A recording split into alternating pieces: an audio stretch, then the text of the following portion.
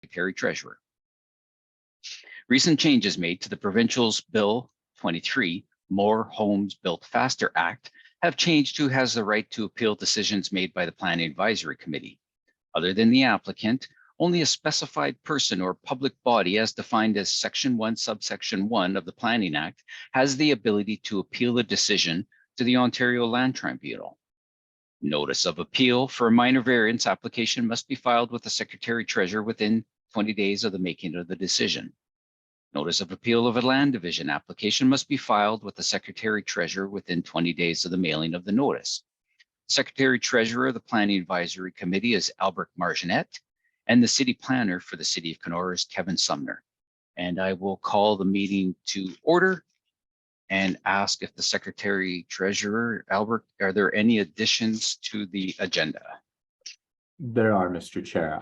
We have a revision to the way PAC minutes are being formatted that we will discuss at the approval of the minutes. We have also added the Urban Systems Active Transportation Investigation under new business. Copy that. Any other additions? That's all, Mr. Chair. Okay, thank you. How about a declaration of interest by a member for this meeting or a meeting of which a member was not present? Are there any? Seeing none. Approval of the minutes held on the July 18th, 2023. Are there any errors or omissions? Tara, go ahead. I did send some amended minutes back to Albrecht, and I don't know. I don't know that they were put back up, so I'm not sure. Do you have those, Albrecht? They have not been posted back up to the website, but we have received them. Okay, so should we wait until those get corrected and resent? Then we can just approve them at the next. I think that would be the best, hey? If you would prefer that, that would work, Mr. Chair. Okay, yeah, because I mean, we could adopt them as amended, but nobody's really had a chance to see the amendments. So I think it's best if we just chair that or defer that to the next meeting so that we can see the amendments. Okay. The revision to the revision to the, yeah, go ahead, Albert. I was just going to interrupt and say we have the revision to the way minutes are being recorded. And I believe that our director, Janice Pichello, is going to address that. Okay, Janice. And on mute, Janice, and no video if you're with us.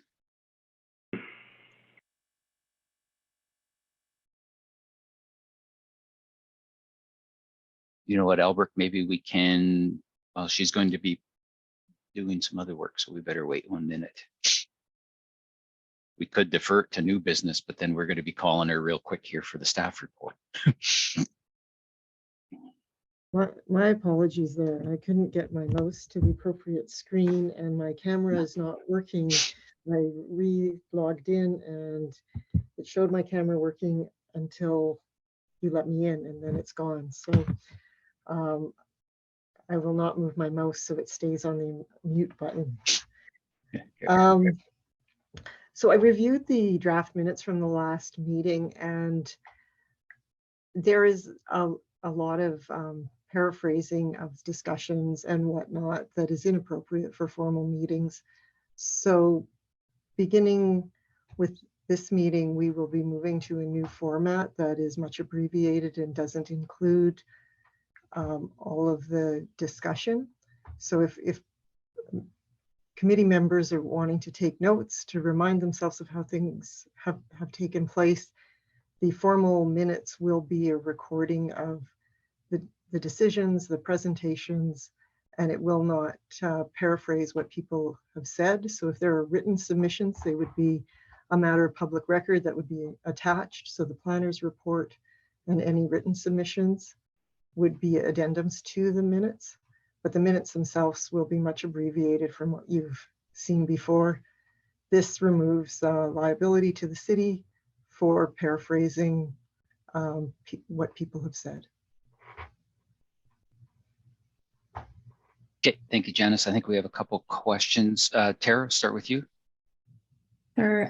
So I agree that there is some information that isn't required in all of the minutes, but when and if, I mean, hopefully it never happens, but if there ever is a decision that's appealed, the reasons for a decision by this committee have to be considered, and even the way we make the decisions are considered now under the new way of reviewing appeals. So it's going to be a bit of a fine line about how much is required. And then anytime anybody from the public speaks, that does have to be included as well. That's my only comment.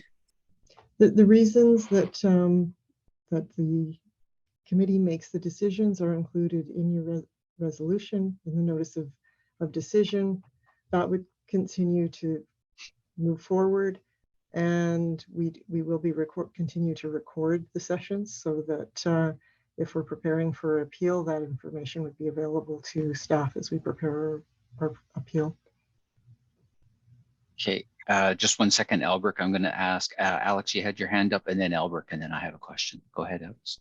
The one thing about with in terms of that was mentioned earlier by the chair, when someone goes to speak, giving their full name and address, we as the secretary treasurer will have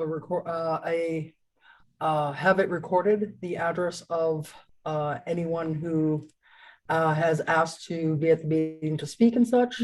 So it doesn't need to, from my understanding, it does not need to be in the minutes. We just need their full name. And if there is a question, if something is needs to be, sorry, I just lost the word.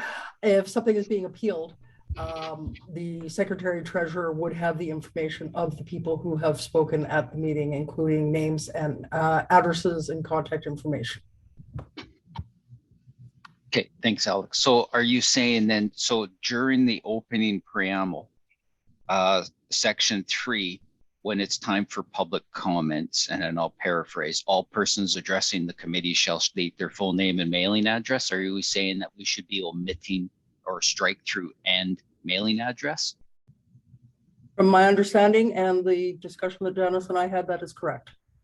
Okay, so if you wouldn't mind, then if we can then maybe, once we're certain, can we then omit that and then resend that out as well? That way the incoming chair will have the proper opening preamble for the next regular meeting. Okay. Certainly. Okay, thank you. Albert, you had your hand up. You had a question? Not a question, Mr. Chair. Just to follow up to the comments made by Member Rickaby, I believe that she was in attendance with me in a presentation made by a member of the Ontario Appeals Tribunal at the Ontario Association of Committee of Adjustments, who in that presentation indicated that the Appeals Tribunal rarely looks, if ever, at the minutes in reviewing their decisions. They only ask for the information. Okay. And I do have a follow-up question. Janice, will the recordings be available for PAC members or just city staff? They could be made available to PAC members as well. Okay. Any other questions then before we move on? Okay, seeing none, or hearing none. Correspondence relating to the applications before the committee. Anything new, Albert, other than the one? There's nothing, Mr. Chair. Okay. Any other correspondence that we need to be aware of? None, Mr. Chair. Okay. And no adjournment requests? None have been received, Mr. Chair. Okay. Consider of application for a minor variance. First application D13-2311 Seguin, which is a concurrent with D07-2303. Is the applicant with us this evening? Yes, I am here. Okay. And do you mind if I get your name so I can call you correctly? Yeah, It's thanks. Braden Seguin. Braden, thank you. And Braden, are you presenting at all tonight, or are you going to defer to the staff report? Would you like to make a presentation is what I'm asking. I did not plan a presentation, no. That's okay. I just wanted to give you an opportunity, and I will still give you an opportunity after the planner has presented the staffing report, if there's any follow-up. Okay, Brandon? Yep. So then, Janice, would you like to provide, are you providing the staffing report for this application? Yes, thank you, Mr. Chairman. Yep. So this application is file D072303 as well as D132311. So it is a subdivision and minor variance. So the application for subdivision proposes to subdivide a 13.5 hectare property into 4 separate lots, ranging from 3.05 hectares to 3.92 hectares. 3 of the proposed lots will have less frontage than is required under the regulations for our rural residential zone, thus necessitating the concurrent application for a minor variance to reduce the minimum required lot frontage from 90 meters to 55.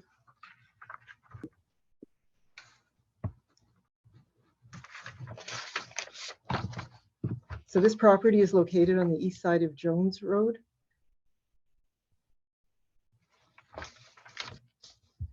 The application is generally consistent with the policies of Provincial Policy Statement 2020, which promotes managing and directing land use to achieve efficient and resilient development and land use patterns. The PPS permits residential development, including lot creation that is locally appropriate, and states that development that is complete and compatible with the rural landscape and can be sustained by rural service levels should be promoted.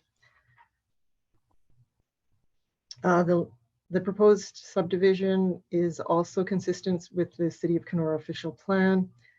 The land use designation for this property is rural area, which provides for a variety of agricultural, residential, industrial, commercial, recreational, tourism, and open space uses. The adjacent properties are similarly designated. Residential development in the rural area is restricted to single detached dwellings on relatively large lots serviced by private water and sewage. Development proposals are to be limited in scale and not detract from the planned role and function of the settlement area, and preserve rural character and the scenic quality of the rural landscape.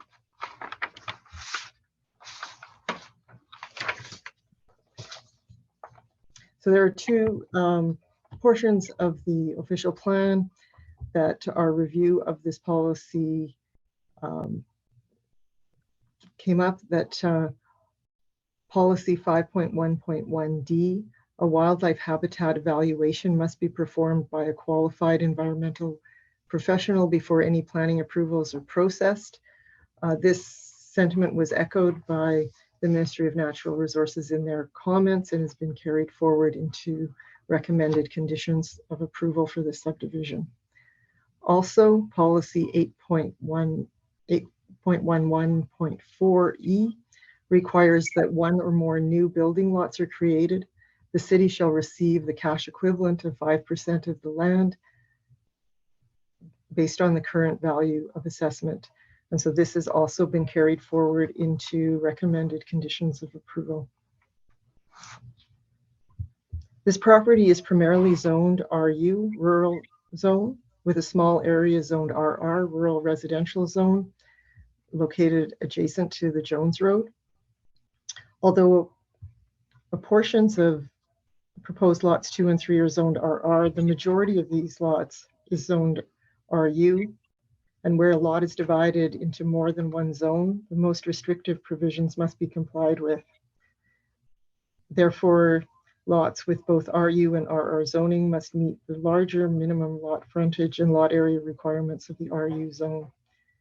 Therefore, the minor variance D1323-11 is required to reduce the minimum required lot frontage for the property from 90 meters to 55 meters. The application for minor variance D13-2311 and the application for plan of subdivision D7-2303 were circulated on July 24th, 2023. A summary of the responses is provided in the planner's report. It was noted that there were no easements registered on title for Bell Canada. So that has also been carried forward into the recommendations of conditions of approval. And as I previously said, the Ministry of Natural Resources and Forestry has asked that evaluates significant wildlife habitat be included as a condition of approval. The circulation of notices of complete application and hearing for plan of subdivision approval and minor variance were completed in accordance with section 45 and 51 of the Planning Act. As of this date of the report, August 10th, no public comments have been received. And I can say that no additional comments have been received since that date.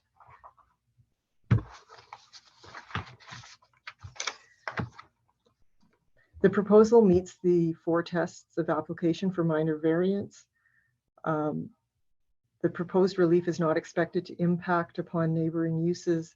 There were no concerns identified by internal departments or external agencies, and the proposed development appears compatible with neighboring properties.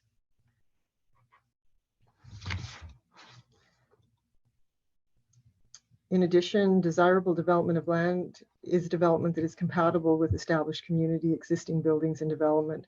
The reduced frontage still leaves lot widths that are larger than many of the existing neighboring lots that are zoned rural residential. The variance as requested is minor. The relief appears to be the minimum required amount to create the lots and make best use of the property that is oddly shaped as a result of previously subdivided lots.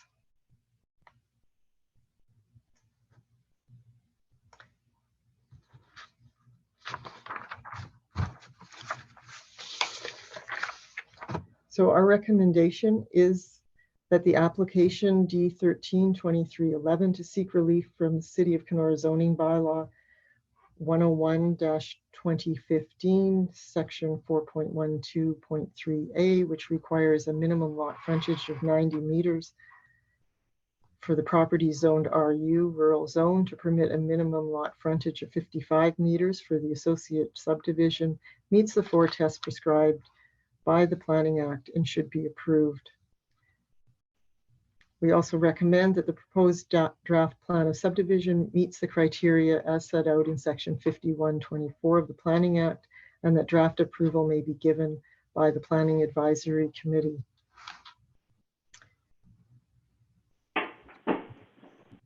So it is further recommended that the draft plan approval be subject to the following conditions: that all costs associated with the development, technical, legal review, and registration of the subdivision agreement shall be borne by the developer. 2, that the developer makes satisfactory arrangements with Hydro One for the provision of electrical services for this plan of subdivision.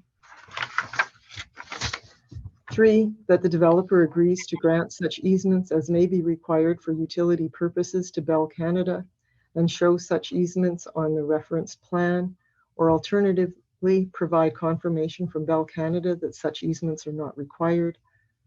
4, that the developer shall receive approval from the Northwestern Health Unit for the proposed lot configurations with respect to the location of private sewage systems. 5, that a wildlife habitat evaluation be completed by a qualified environmental professional in accordance with the requirements of section 5.1.1 and section 8.9 of the official plan. 6, that the cash equivalent of 5% of the land based on current value assessment be provided as required under the City of Kenora official plan policy 811.4E. 7, that prior to final approval, a digital file of the plan be registered and will be provided to the City of Kenora Planning Department in PFD PDF format. 8, 3 original copies, not photocopies, of the plan of survey bearing the Land Registry Office registration number and signatures as evidence of deposit therein be provided, that illustrated the lots, the road, and any other items to which this approval relates. It must show in general the same area and dimensions as the draft plan forming part of the application. 9, the final plan for registration must be in a registerable form, together with all necessary instruments or plans describing an interest in the land. 10, that the owner developer will be required to pay the cash in lieu of 5% parkland dedication to the city of Kenora. 11, that draft approval for this development is for a period of 3 years. The owner may apply for an extension at least 60 days prior to the lapsing date. 12, that the payment of any outstanding taxes, including penalties and interest, and any local improvement charges, if applicable, shall be paid to the city of Kenora. And 13, that prior to the granting of final approval, the city of Kenora is to be advised by the developer that conditions 1 through 10 have been met. Clearance letters from the city of Kenora and external agencies are to be included. Thank you. Okay, thanks, Janice. Braden, you've had an opportunity to hear the staff report. Do you have any questions of the city staff before I turn it over to the public and committee? No, I think she covered just about everything. Okay, thanks, Braden. Thank you. I'll ask if anybody in the public who wishes to speak of favor of the application.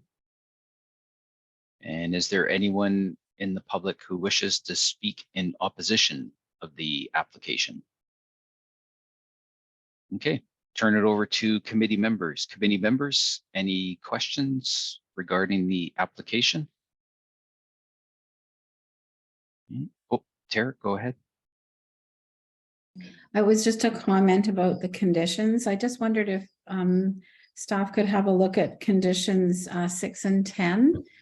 I think they're the same. Thanks, Tara. This, Mr. Chairman, number 6 and 10 are different. One is a land dedication fee for public reserve in lieu of public reserve. The other one is a development levy. Thanks. Okay, and Janice, I did have one question.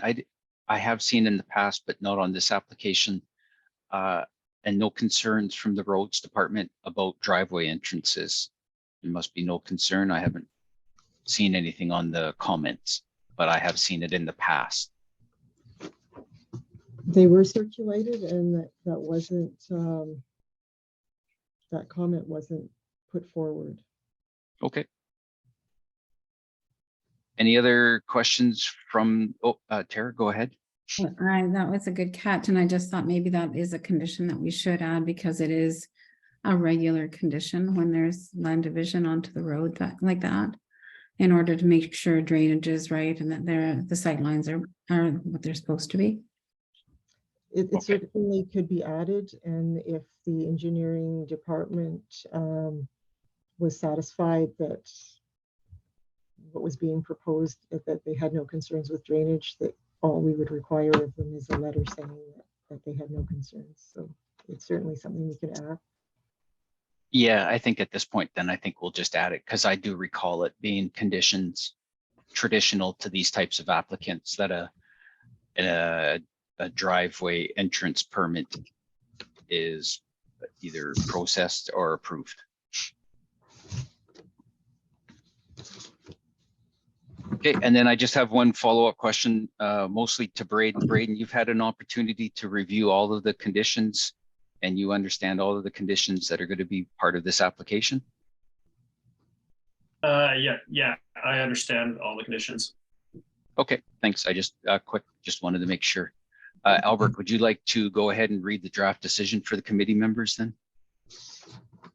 I can, Mr. Chair. I just have not had a chance to add the condition that has been suggested for this application. Yeah. So I'll ask then, has everybody had an opportunity to read the draft decision? By show of hands, has everybody had an opportunity to read it? I see everybody. Okay, so does everybody agree with the draft decision with the addition of entrance permit requirements? Is there any objection? So then can I get a mover for that recommendation? Moved by Robert, seconded by Tara for application D 132311 and D 072303.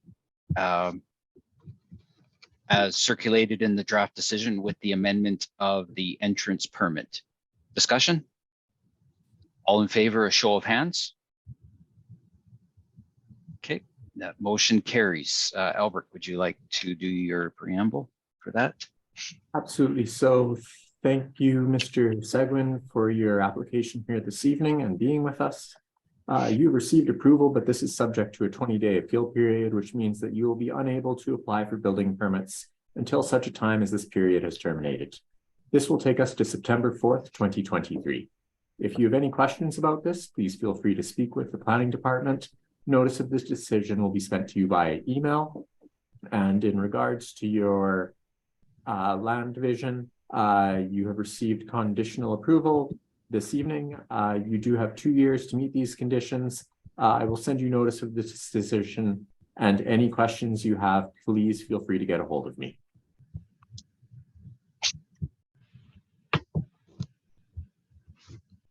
Okay, thank you. Next item on the agenda, application D 132312 and Cincinnati, concurrent with D 102306. And Vince, will you be presenting, or are we going to defer to the staff report? I would only be rereading my planning rationale, which is already in writing. So I guess I don't really have a lot to add, but I will answer any questions that anybody has. Okay, no problem, Vince. I'll make sure that you get the opportunity to answer any questions or comment afterwards. Janice, would you like to provide the staff report for this application, please? Yes, thank you, Mr. Chairman. So for file number D102306 and D132312, which is a consent and minor variance for a lot located at 629 3rd Avenue South. So referencing the planner's report, I just want to say today that we noticed that that the PIN number for this property was incorrect and should have actually been 2 separate properties.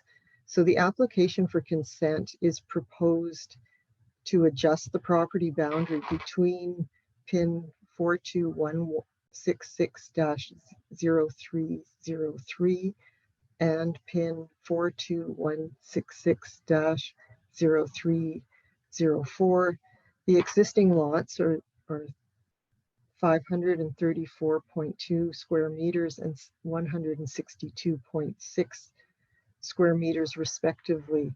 So instead of taking a large lot and splitting it in 2, we're looking at readjusting the property boundary between 2 lots. So the 2 properties each feature a single detached dwelling and on separate lots. The property is on a corner lot, so one lot faces onto 3rd Avenue South and the second smaller lot faces south onto 7th Street South. Both dwellings are serviced with municipal sewer and water.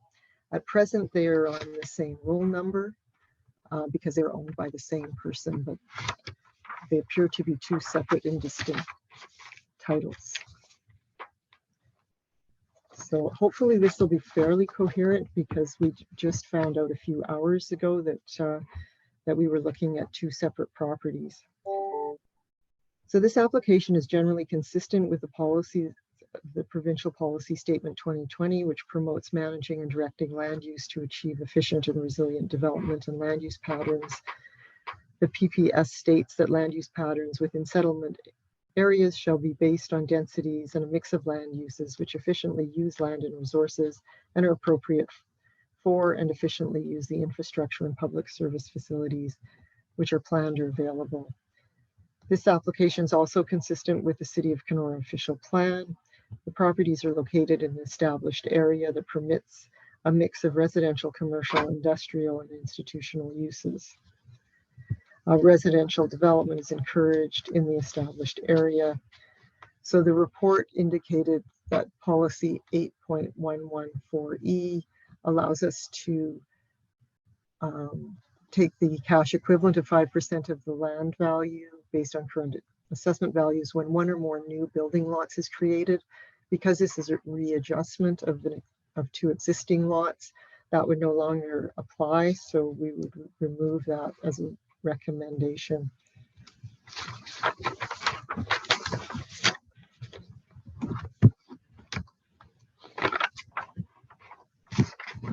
The property is zoned R1 residential first density zone.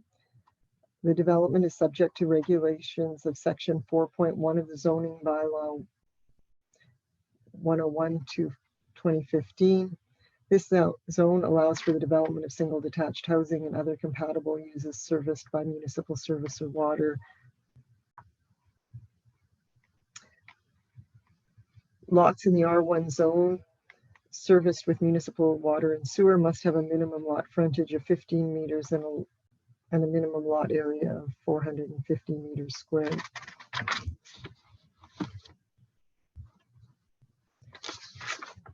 Dwellings located on lots in the R1 zone must have a minimum floor area of 80 meters square with a minimum front yard of 7.5 meters, a minimum rear yard of 8 meters, a minimum side yard of 1.5 meters, or 2.5 meters for one, depending if it's a 1 or 2 story dwelling, and a minimum exterior street facing side yard of 4 meters. Now, this is where I'm going to move away from the stated planning report a little bit because of the change from a subdivision to a lot realignment. So the retained western lot requires a variance for the minimum lot area to be reduced from 450 meters squared to 382 meters. The original lot was 534.2 meters, so it is a reduction of that lot to below the required 450 meters squared. It also requires the minimum rear yard setback to be reduced from 8 meters to 1 meter because of the changed property line. The severed eastern lot, no variances would be required for this lot because it is an existing non-conforming lot that's currently 162.6 meters squared. Increasing that lot to 304 meters squared is a reduction in the amount of variance that had previously been allowed. So no new variance is required.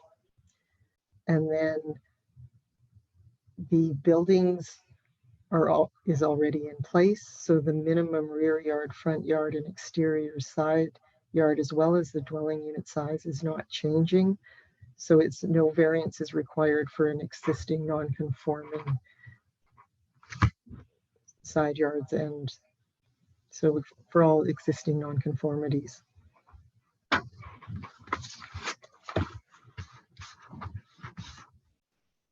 So the application was circulated, both applications were circulated on July 24th to various departments and no concerns were identified.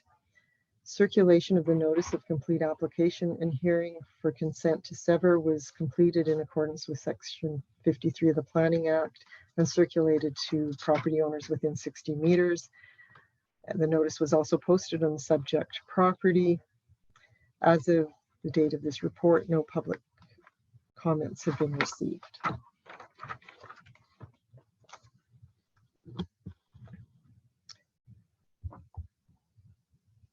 Now, as I said, fewer variances are required for this application than originally thought, but referring back to the 4 tests of application for minor variance, the proposed relief does not appear to impact on neighboring uses. There were no major concerns identified by internal departments or external agencies. No new dwellings are being proposed, so there will be no change to the character of the lot. Each resulting lot will possess frontage on a public road and direct access to municipal services.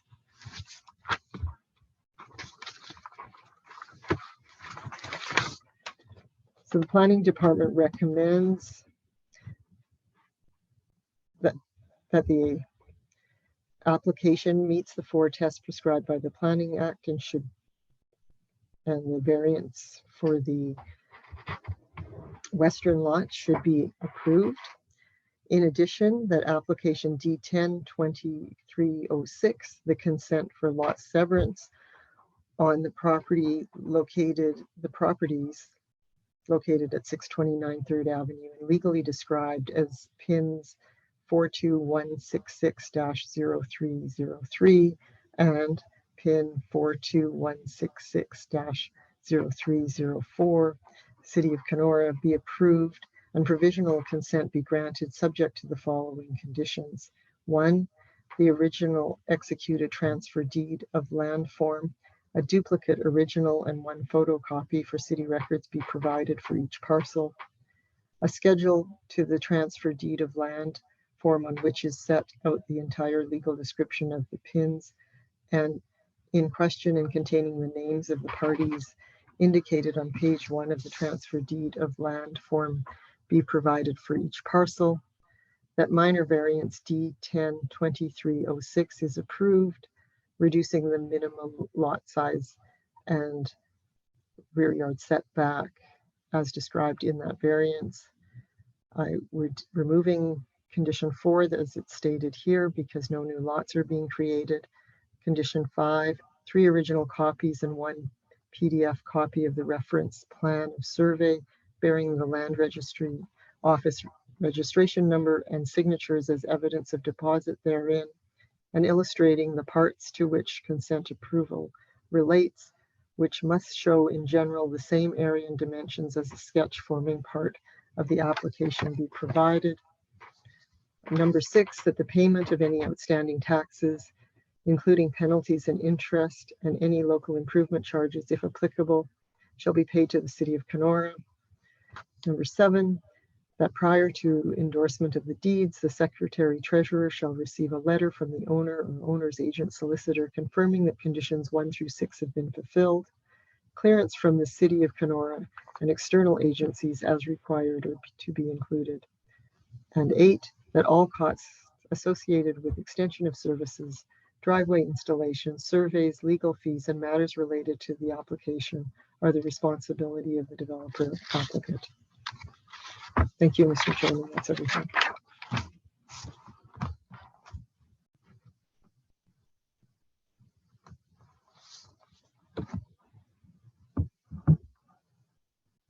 Thanks, Janice. Vince, you had an opportunity to hear the staff report. Do you have any questions before I turn it over to the public or committee? And 1 second, No. Alex. All sounded Okay, thanks. good. Okay, Alex, you had a question or comment?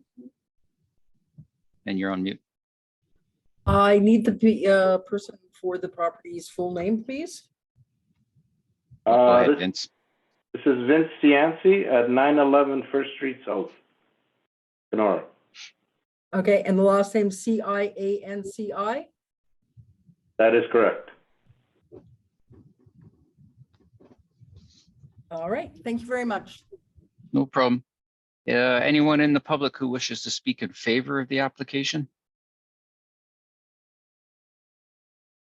And is there a member of the public who wishes to speak in opposition of the application? Okay, I'll turn it over to committee members. Any questions? Robert, you're up first. Just a question. This is quite a departure from the planning report. Is the planning report going to be updated with this new information? Or how is this going to be, how's this going to be on the record? That is a good point. Thank you. As I said, we just realized this coming into this meeting, so we did some abrupt changes, but we can update the report accordingly. I have all of the notes written down. Follow up, Robert? No, I'm satisfied with that. Okay. Jay, you're up. And then Tara. Yeah, just Mr. Chair, a question for the applicant, if it's possible. I'm just wondering, in light of the new information about the 2 pins, whether that changes the desire for this application. You have 2 lots now. I understand that you want to add some yard space to the smaller lot. I just wanted to confirm that the desire to divide the lot as per the drawings in the report we just saw is still in line with what your desires are. Vince, you want to go ahead and answer that? Yeah. I've always known that I owned it by 2 parcels. It's just, to me, it didn't seem that the small one was way too small. So I wanted to increase it in size and make it a better usable piece of property for future use. And yeah, so I definitely want to proceed the way it was originally proposed, yes. Okay, good, thank you. Okay, Tara, you had your hand up? Yeah, I just wanted to speak to the variances on the eastern lot and the exterior side on the retained. So are we just leaving them as legally non-conforming so that if there is a rebuild, they just come closer to compliance then? Is that the reason for just not worrying about variances for those yard requirements? And There's no with a lawfully non-conforming building, there's no requirement for variances. It can continue to be located and situated exactly where it is now. If it was destroyed and they wish to rebuild, it's my understanding that in Ontario, they can rebuild on the existing footprint, that they would not be able to change it. If we issued a variance to state that, yeah, they could diverge from the footprint somewhat. right, and that's what I was just making sure of, so that if they do rebuild as an example, then they would be able to come more into compliance if the variance wasn't approved. So that's good. That's great. Thank you. So Janice, I just want a little bit of clarity though. There is still a request for a minor variance, but it's only for the minimum lot size and the rear yard setback. Is that correct? It is for the minimum lot area for the western lot. Okay, yep. The rear yard setback, again, for the western lot. So the bigger lot that is becoming smaller requires the variances. The smaller lot that is becoming larger is becoming closer to what the zoning requirements are. So it does not require variances. Okay, and then we can do we strike out the minimum required gross floor area as well? Okay. Because it's an existing non-conforming use. Okay.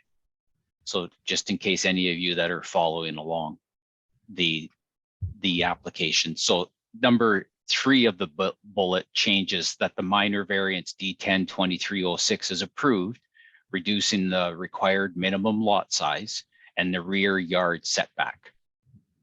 Okay. And then we're deleting line item or item number 4, the cash equivalent. And then after that, then we have a numbering problem, right? So item number 5 becomes number 4. And then 6 becomes 5, 7 becomes 6, and then the condition needs to change. Item 1 through 5 have been fulfilled. That would be the other change, and then 8 becomes 7. Okay.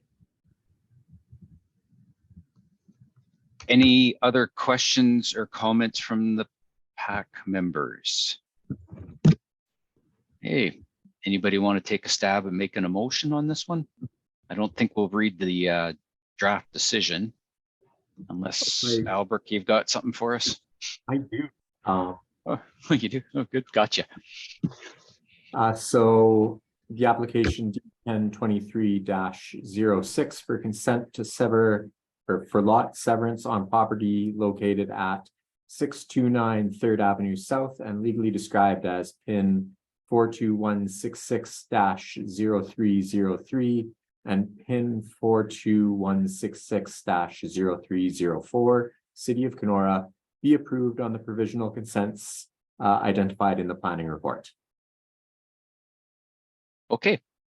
Can I get a mover and a seconder on that? Moved by Jay, seconded by Tara. Discussion? All in favor, show of hands, please. And that motion's carried. Thank you. Albert, next one. All right, that application D13-23-12 for property legally identified as PIN 42166-0303 and PIN 42166-0304 to seek relief from the following sections of the City of Kenora zoning bylaw 101-2015, section 4.1.3b, which requires a minimum lot size of 450 meters squared. And sections 4. This is the rear yard setback. So this is going to be section 4.1.3f, which requires a minimum rear yard setback of 8 meters, meets the 4 tests and should be approved. Thank you, Albert. Can I get a mover? Moved by Jay, seconded by Renee. Discussion? All in favor? Motion's carried. Albert, back to you. All right, thank you, Mr. Cianci, for being here with us this evening and making, you did not make a presentation, my apologies. You received approval, but this is subject to 20-day appeal period, which means that you'll be unable to, you're not applying for a building permit. Again, my apologies. This appeal period will take us to September 4th, 2023. If you have any questions about this, please feel free to speak with the planning department and myself. Notice of this decision will be sent to you via email on Thursday. As for your consent, you have received conditional approval this evening. You do have 2 years to meet these conditions. I will send you notice of this decision, and any questions you have, please feel free to contact me and ask them. Okay, well, thank you for everybody's time. And yeah, just thanks. All right. Good night, Vince. Take care. Okay, good night. All right. Next item on the agenda, consider of application for minor variance D1323-13 Van Bellingham. Is there somebody who will be presenting tonight? Hi there. I Hi, am Ben. Ben. I won't be presenting. I'll let the planning report be read and then I can field questions afterward. Not a problem, Ben. Janice, would you like to provide the staff report for that, please? Okay, I just want to point out that the file number on the top of the staff report, there was a typo. The correct file number is D13-23-13. This is an application for a minor variance for property located at 209 First Street North. The effect of approval would be to reduce the minimum required front yard setback from 7.5 meters to 1 meter and increase the maximum permitted lot coverage from 40% to 47% to enable an addition to an existing dwelling. It's my understanding that an attached garage is being proposed. Yes, the applicant intends to construct an attached garage to the front of the dwelling in the area indicated on the site plan that you're looking at right now.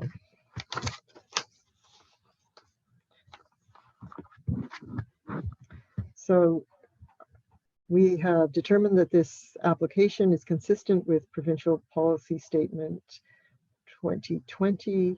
Policy 1.13.2 states that land use patterns within settlements areas shall be based on densities and a mix of land uses which efficiently uses land and resources and are appropriate for and efficiently use the infrastructure and public service facilities which are planned or available, and avoid the need for their unjustified and or uneconomical expansion, amongst other criteria. This development also conforms with the City of Kenora official plan. Residential development is encouraged as infill or redevelopment on lots with full municipal services. Compatibility of new developments is to be assessed on a number of criteria, including height and massing. New buildings must have regards for the height and massing of adjacent buildings.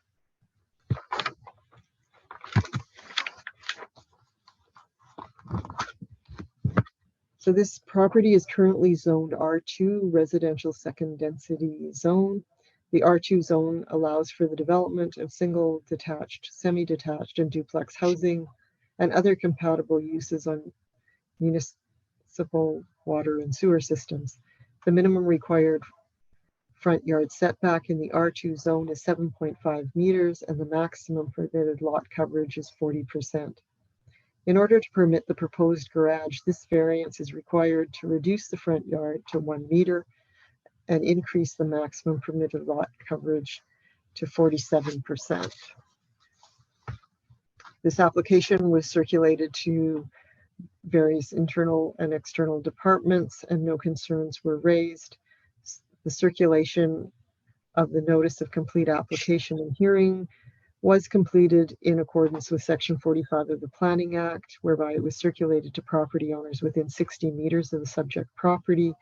A notice of the revised application was posted on the subject property. Notice was also provided to persons and public bodies as prescribed.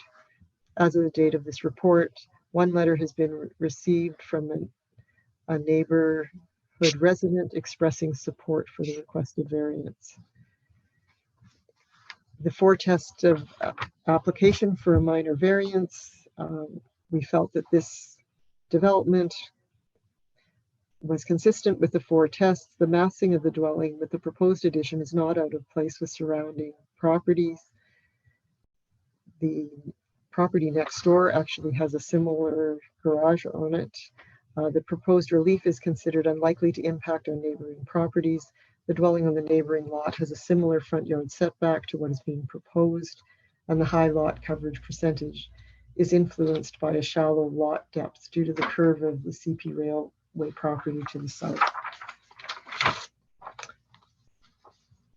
This variance will allow the addition of an attached garage that appears similar to others that one might find in the neighborhood.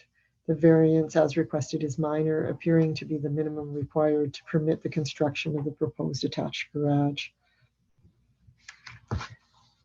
So our recommendation is that the Kenora Planning Advisory Committee take into regard all written and oral submissions received from the public, including those comments that may be yet to received, and that application D13-2313 to seek relief from the City of Kenora zoning bylaw 101-2015 section 4.2.3c to allow a single detached dwelling with a minimum required front yard of 1 meter, and section 4.2.3h to permit a maximum lot coverage of 47% meets the four tests and should be approved.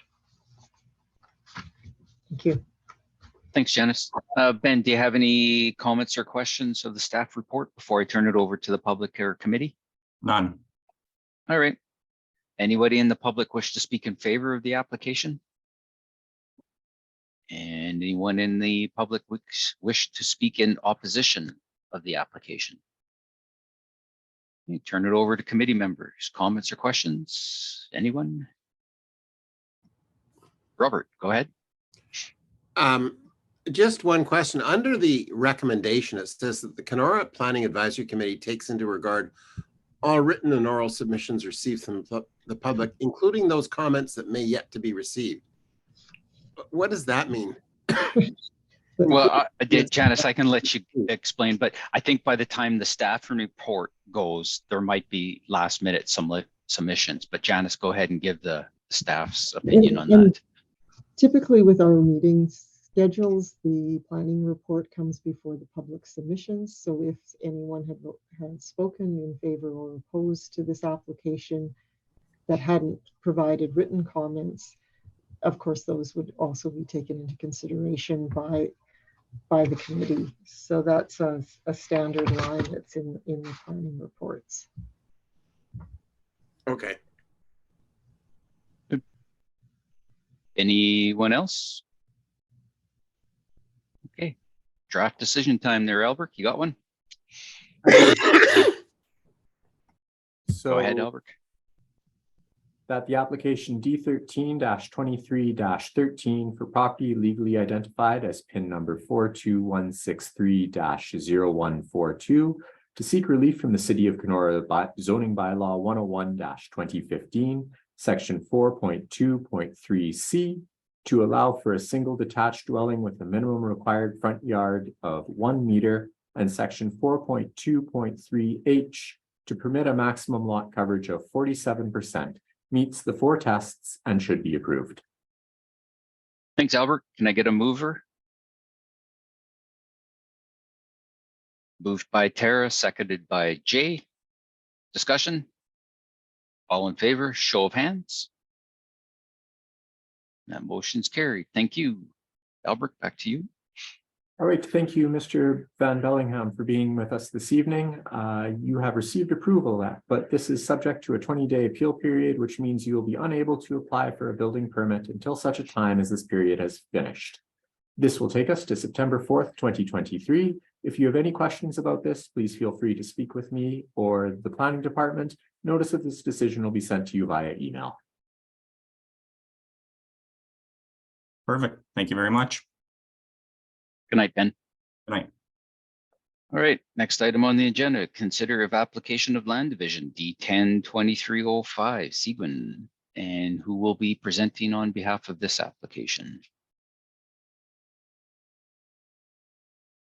The staff report can, or a staff member can read the staff report. That's No problem, Braden. I just wanted to make sure you had an opportunity if you wish. Janice, would you like to present the staff report for us, please? Thank you. Just before I start on this one, there's one correction to the staff report. The PIN numbers provided in the introduction are incorrect. The appropriate PIN number is 421780125, and we will update the staff report for the minutes to reflect that. The change in PIN number doesn't change anything else in the report. It's not nearly as confusing as the last ones. This application for consent is proposed to create 1 new lot. The effective approval would create 1 new property in the RU rural zone.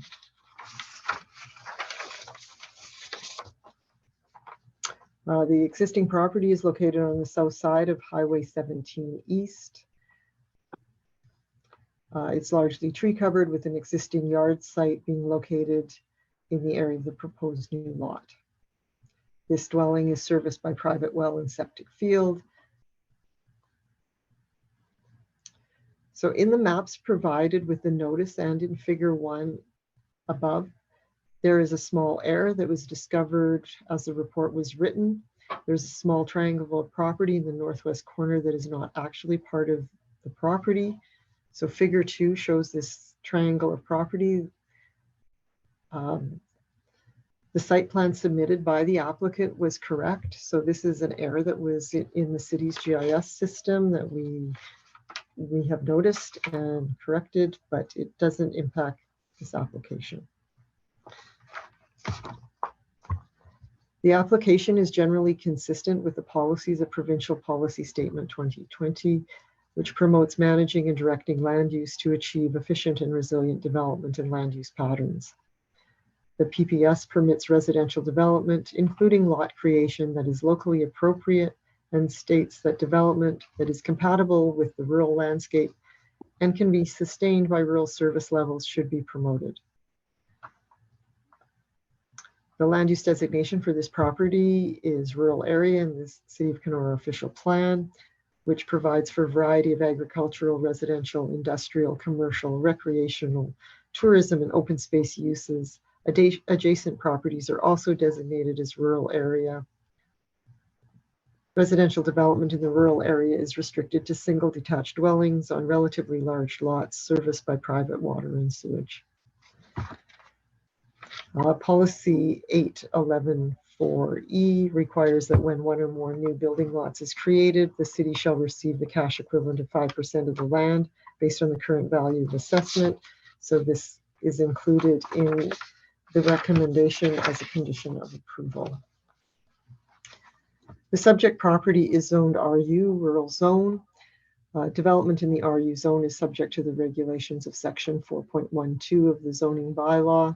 Single detached and seasonal dwellings are permitted uses in this zone. Lots in this zone must have a minimum frontage of 40 meters and a minimum lot area of 2 hectares. The proposed lot meets these requirements. The application was circulated internally to departments and external utilities. No concerns were identified. Circulation of the notice of complete application and hearing for consent to sever was completed in accordance with section 53 of the Planning Act, whereby it was circulated to property owners within 60 meters of the subject property, and notice was posted on the subject property. Notice was also provided to the persons and public bodies as prescribed. As of the date of this report, August 11th, 2023, no public comments have been received. It is the planning department's opinion that the new lot will allow for development of a new dwelling site to supply local housing. The application is supported by the policies of both the Provincial Policy Statement 2020 and the official plan.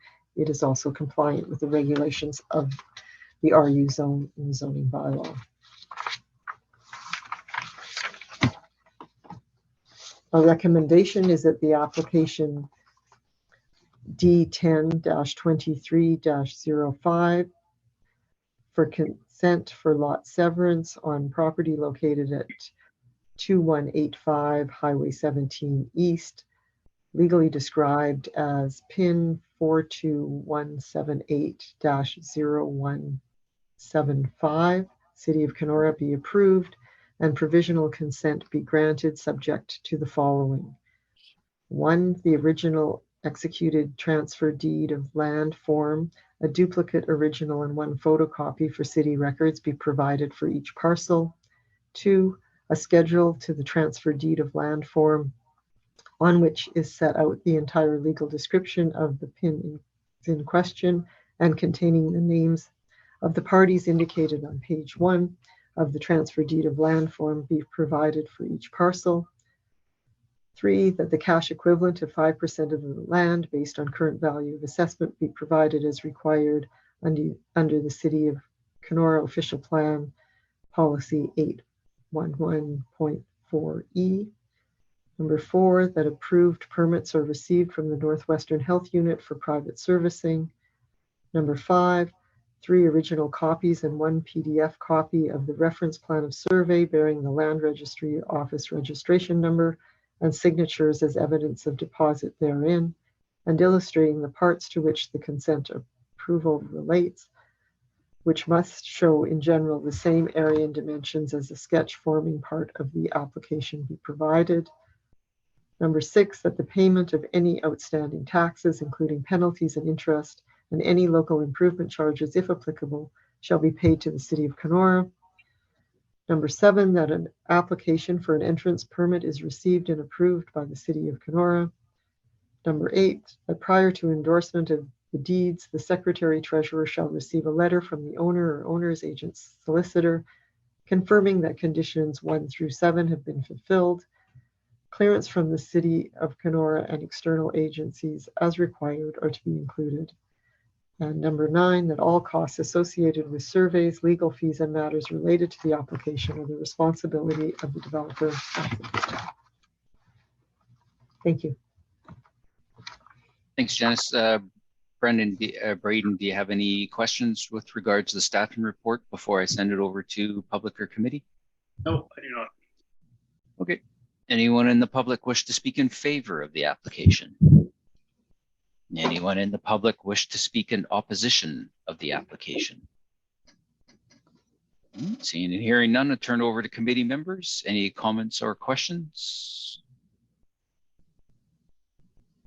Seeing none. Albert, would you like to give us a draft decision? Oh, sorry, I did have one. Janice, I apologize.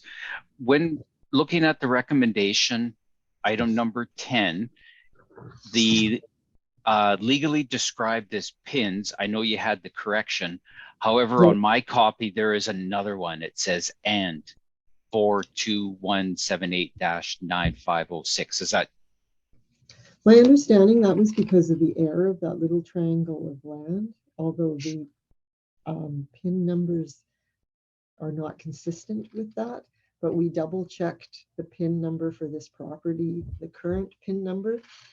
These numbers that were generated here came from our GIS system where we know there was an error.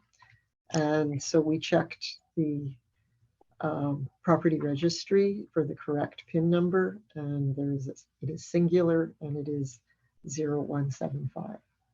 Okay. All right. Thank you. Sorry about that, Albert. It was a last minute thought. Would you like to give us the draft decision, please? With pleasure. With pleasure, Mr. Chair. That application D102305 for consent for lot severance on property located at 2185 Highway 17 East, legally described as PIN 42178-0175, City of Kenora, be approved and provisional consent be granted, subject to the conditions identified in the planning report. Okay, thanks, Albert. Can I get a mover? Moved by Rennie, seconded by Jay. Question? All in favor, show of hands, please.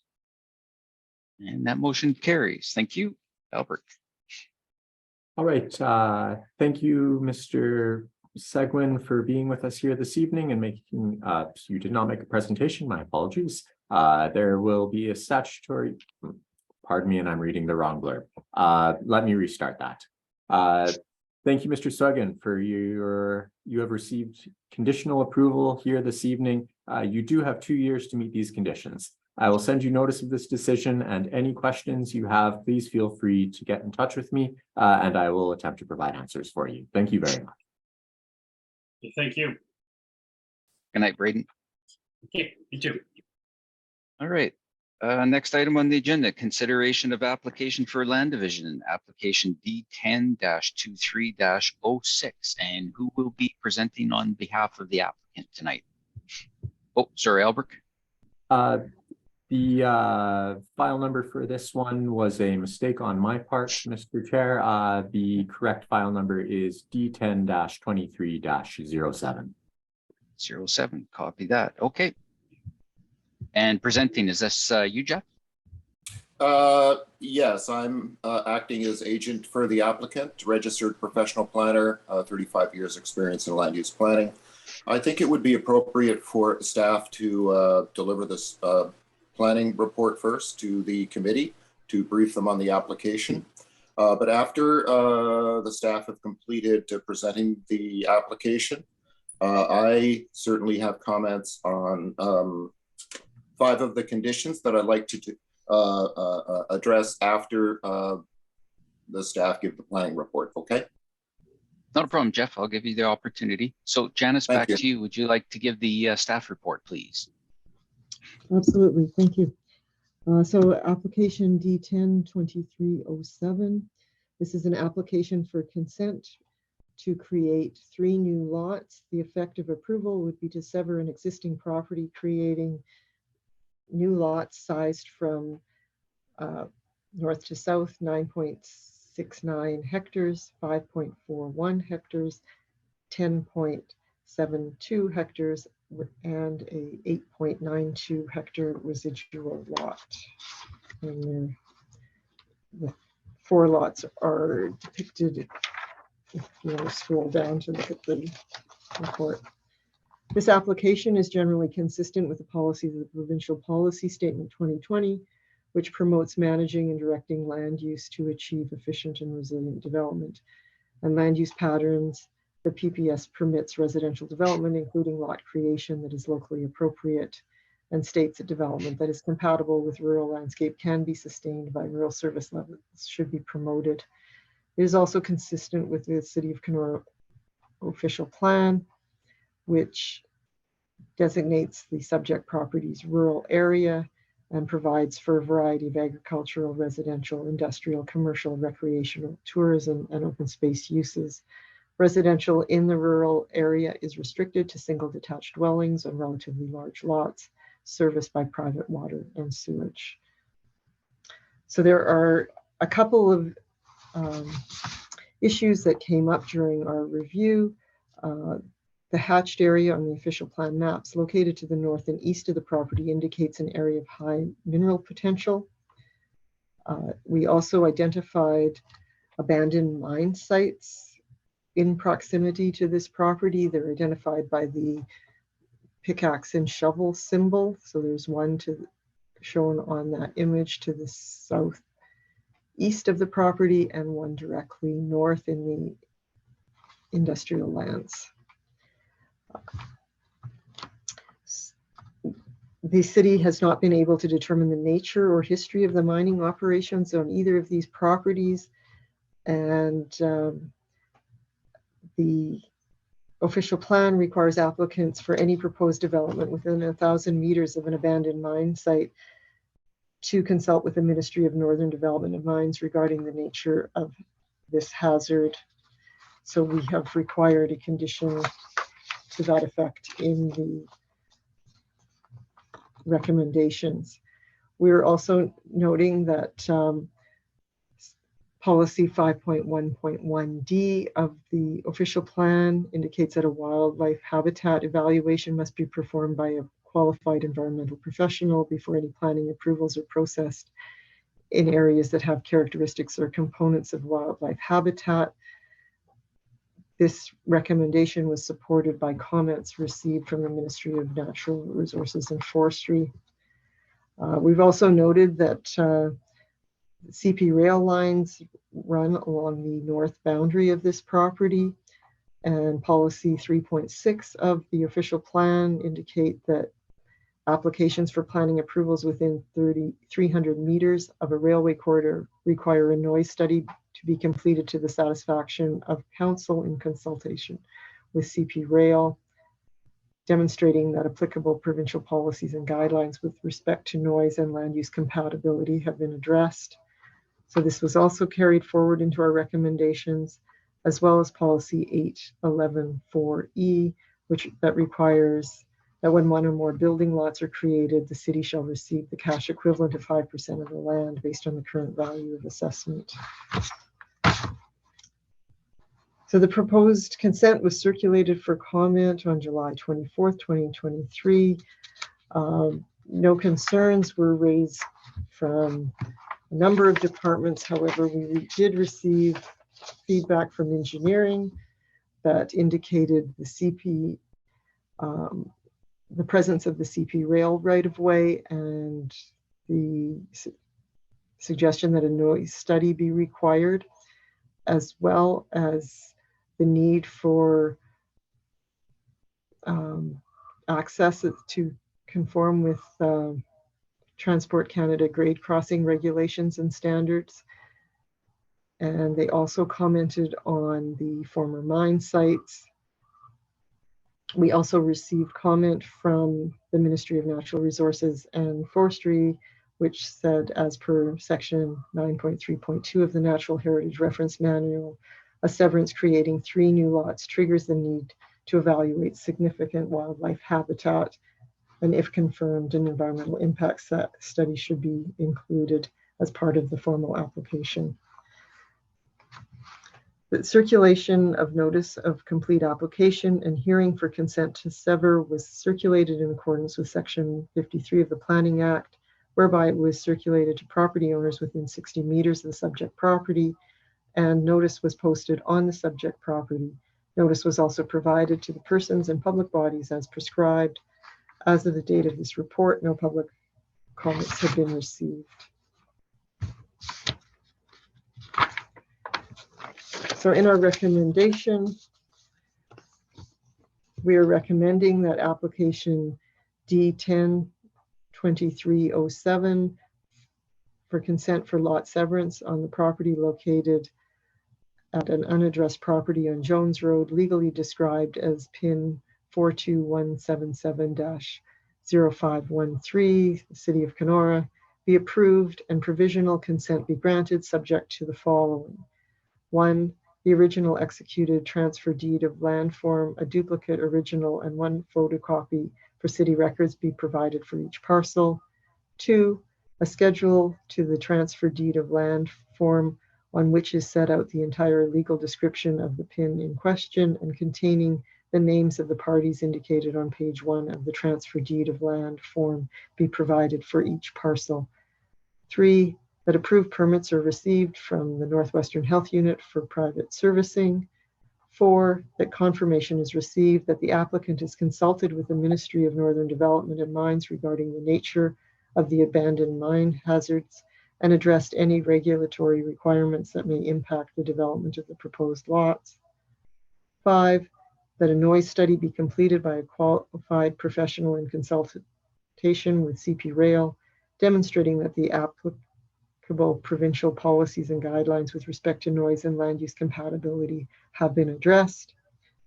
Number 6, that a report be completed by a qualified professional to the satisfaction of the City of Kenora Operations Department, confirming that access driveways to the 3 proposed lots is compliant with Transport Canada's grade crossing regulations and standards. Number 7, that a wildlife habitat evaluation be completed by a qualified environmental professional in accordance with the requirements of section 5.11 and 8.9 of the official plan. Number 8, that the cash equivalent to 5% of the land based on the current value of the assessment be provided as required under City of Kenora Official Plan 2015 Policy 8.11.4E. Number 9, 3 original copies and 1 PDF copy of the reference plan of survey bearing the Land Registry Office registration number and signatures as evidence of deposit therein and illustrating the parts to which the consent approval relates, which must show in general the same area and dimensions as the sketch forming part of the application be provided.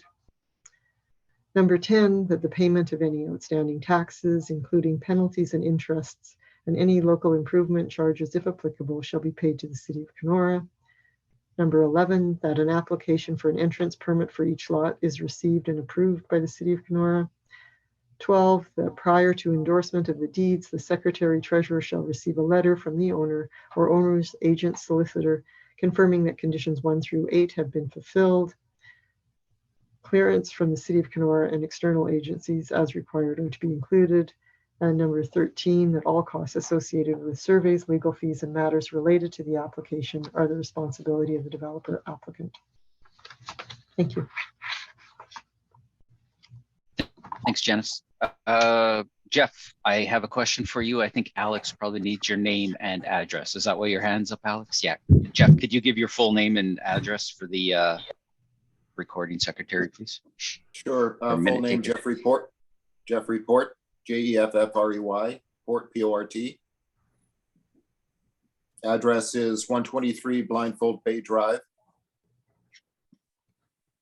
We don't actually need the address. And I forgot. Sorry. A-B-F-F-E-R-Y or R-E-Y? R-E-Y. R-E-Y. Thank you. Sorry about that. No problem. Okay, Jeff, any comment or questions with regards to the staff report? Yes, I have comments on 5 of the 13 conditions. I'd like to go through them one by one. Sure. Thank you, Mr. Chairman. I'd like to start with condition number 4. And that's the one relating to mine hazards. We've dealt with this issue before with planning staff and with council. I think it's important to note and point out to the Planning Advisory Committee that the mine hazards are not located on the subject property. As was pointed out in the staff report, one is actually on the other side of the CPR main line to the north on land that has an industrial official plan designation. And the other is kind of in the southeast on the other side of the Hilly Lake Road. It appears to be south of the subject property down in relatively close proximity to Hilly Lake. So I think the important planning point here is that these mine hazards, and typically in this area, they're small exploratory mines, and so there might be a hole in the ground. That's what we've dealt with in the past up there. But I think it's important to note they're not on the subject property. And in fact, because they're on private property that is not owned by the applicant, even if there's something there, a small exploratory mine or something like that, there's nothing the applicant can do about it. We discussed this in a previous application on a rezone with the Strecker property off of Jones Road North. That was through a rezone. We went through this exact same exercise, had a fulsome discussion with the planning staff of the day, and council of the day determined that it was not an issue and doesn't need to be addressed or considered as part of the application, because functionally there's nothing the applicant can do about it, because these hazards that have been identified in the official plan aren't on their property. So we could talk to the Ministry of Northern Development and Mines. They could talk about whatever they think they are in their mine records, but there's nothing the applicant can do about it because it's not on their property. It's perfectly appropriate if these hazards are located on the subject property, on one of the lots that would be proposed for approval, to put in a condition that that hazard be remediated, because typically it's a health and safety issue. If you have a big hole in the ground, what we've seen in remediation in the past with these types of hazards, if they're on the subject property, is they are either filled in or fenced, so they don't become a hazard once the new lot is created. But for mine hazards that are off-site and not on the property, I mean, where does it end? And there's nothing the applicant can do about it. And that was certainly council's opinion of the day in the previous application. And our request is that this condition is redundant and should be removed because there's nothing to be done about it. So that's condition 4. And that's my professional opinion on that, having dealt with it before. Condition number 5, and that is noise study in close proximity to the CPR mainline. That's fine. It's in the official plan. Anything within 300 meters, lot 1 does abut the CPR mainline directly. So that's direction given by the official plan. And as a condition of approval, we're fine with that. And the applicant would then proceed to undertake a noise study that would then be submitted to the city of Kenora as a condition of approval, with any and implement any recommendations that would be contained in that study. So we're okay with that. Condition number 6, which is I think it has to do with hiring a professional to deal with driveway entrances off the Jones Road, and we have comments on that. Number 1, this application was circulated to CP Rail. This is their infrastructure, so the onus is on them to protect their infrastructure and make comments on what needs to be done in terms of any conditions for lot approval. And if you read the planning report, CP had no comments, none. The second important item here, as noted in the planning report, is it was circulated to the roads department of the city of Kenora that looks after Jones Road. They had no comments and no concerns. So engineering has made comments that the applicant has to go out and hire an engineer and incur costs to determine where these entrances might go if they're in close proximity to the CPR mainline, because there are some guidelines on how to do that. The problem with that comment is that it really is arbitrary coming from the engineering department, because there's also no policy in the official plan that gives any guidance in terms of driveway entrances or roadways in close proximity to the CPR main line. That's typically done in consultation with CP, and the consultation with CP Rail indicated they had no comments and no objections. So I don't know where engineering is coming from on this.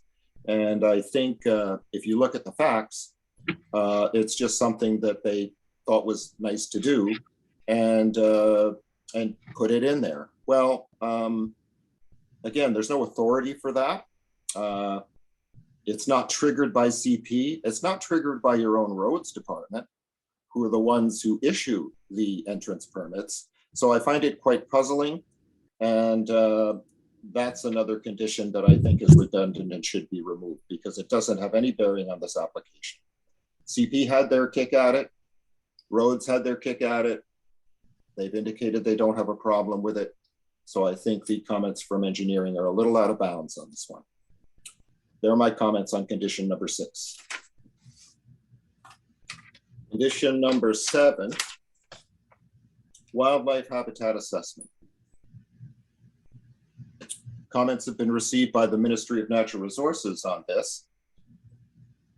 And I want to talk for a moment about what triggers an EIS, because an EIS is not mandatory.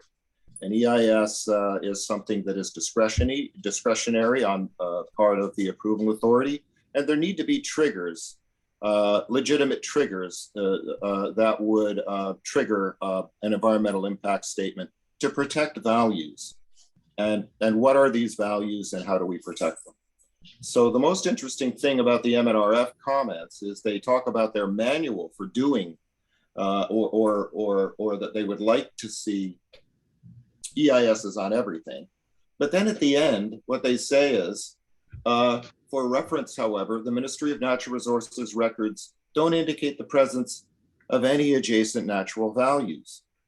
So I find that funny, is there's no trigger there. They just kind of want this study to be done, because they get the data that comes out of this study, but that's another issue. So let's talk about what the triggers are for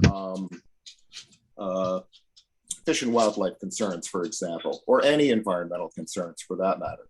The first thing from a planning point of view that we do is we look at the official plan to see, because there are values maps in the official plan. There's a land use designation map and there's a values map. So we look at the values map to see if there are any values on the subject property that need to be addressed or mitigated.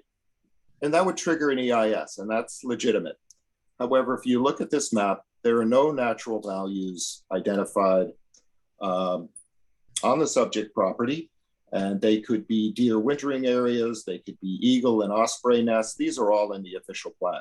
They could be heron rookeries, wetlands, provincial wetlands, or local wetlands, or fisheries concerns. So there are no values came up on the official plan maps. So there's no trigger there. There's no red flag that comes up.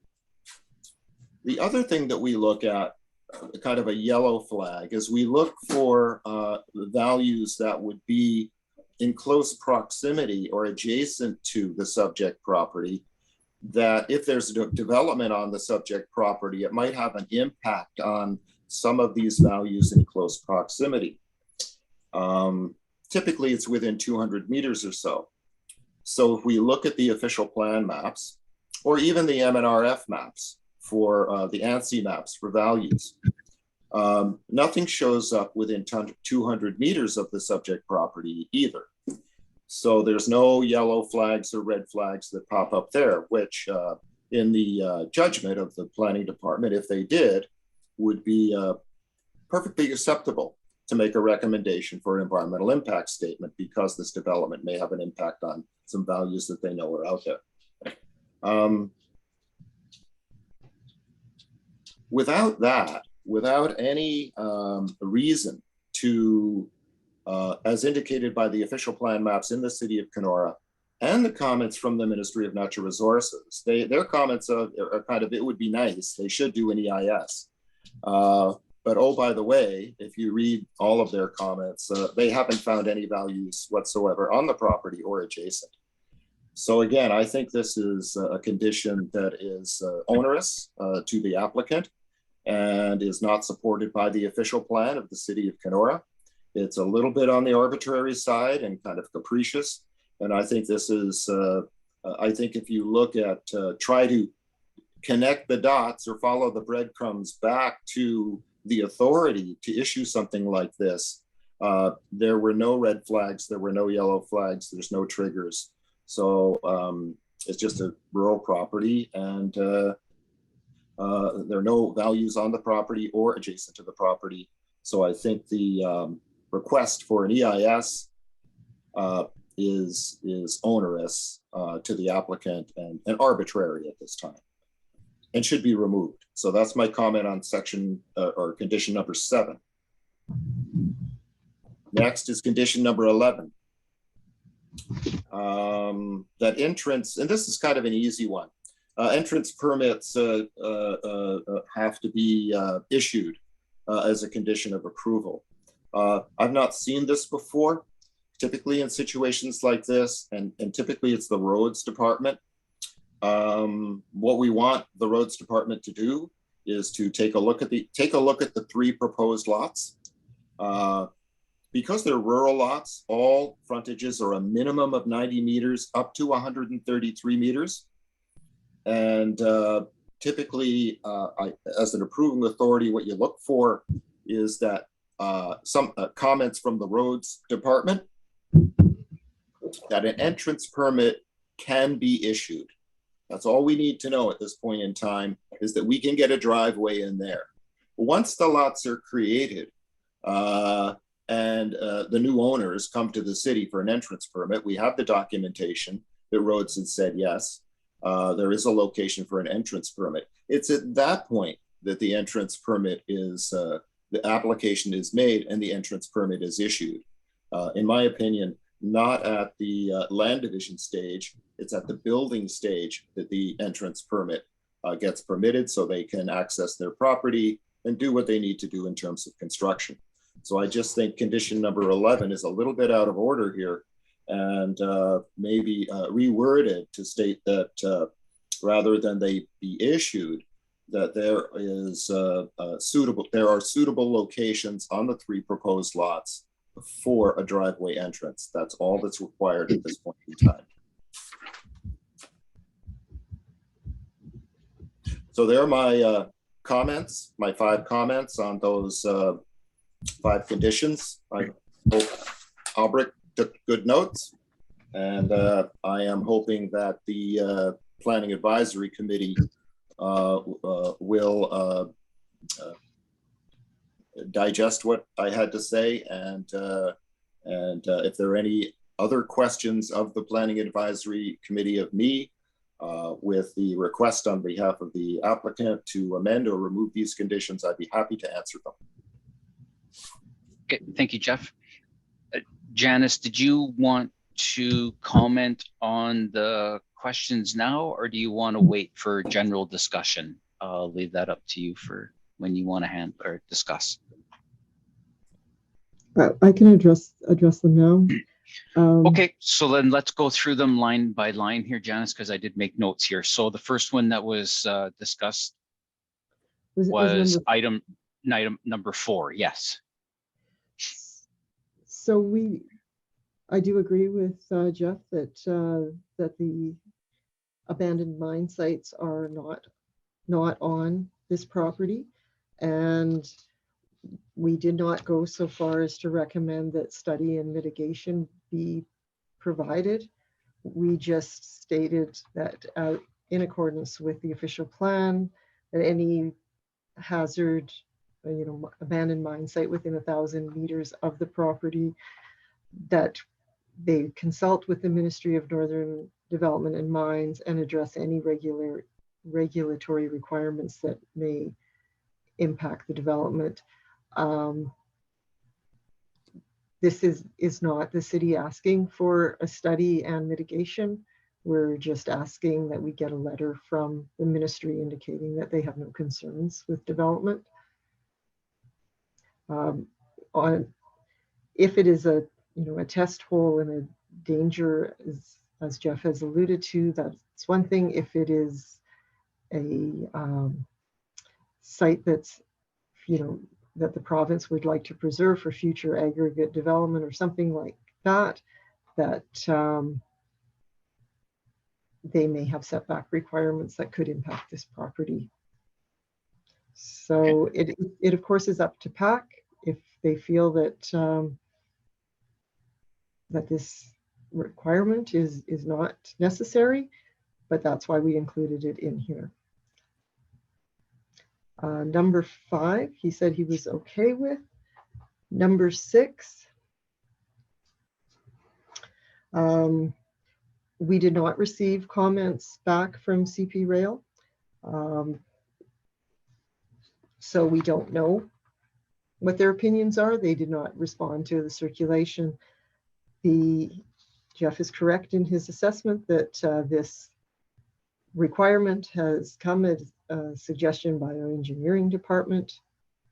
And as a planning department, we've deferred to their expertise. And it did come from engineering and not the roads department. That is for PAC to determine. We've included it at the request of engineering.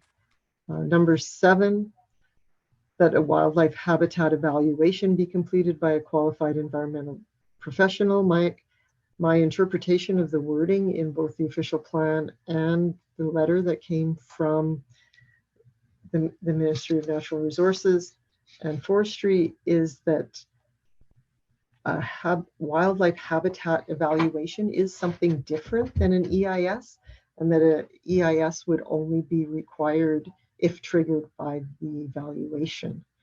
So that is why it is included in here in accordance with section 5.1.1, which is the section that describes the wildlife habitat evaluation section. 8.9 is the continuation that states when that wildlife habitat evaluation determines the need, then an EIS would be required.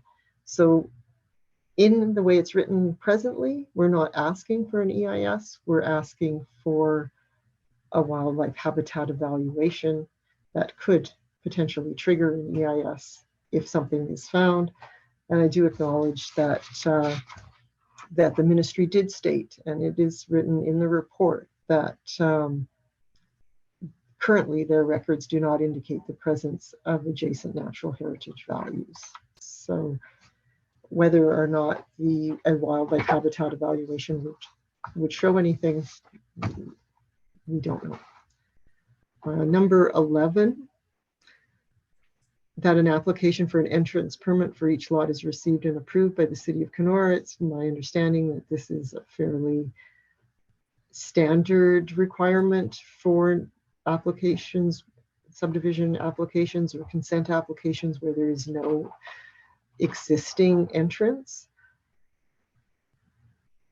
To say that this would be required at the building stage when you apply for a building permit, that is not something that's typically covered in that process. It's not in the building code. So if we don't require it at this stage, I'm not sure that there would be anything that triggers it. And that covers all of the, again, oh, sorry, Jeff is recommending that that be changed to a suitable locations for driveways. Certainly that we could determine that there is a suitable location for a driveway, but we would not necessarily have the assurance that that whoever purchases the lot would obtain those permits.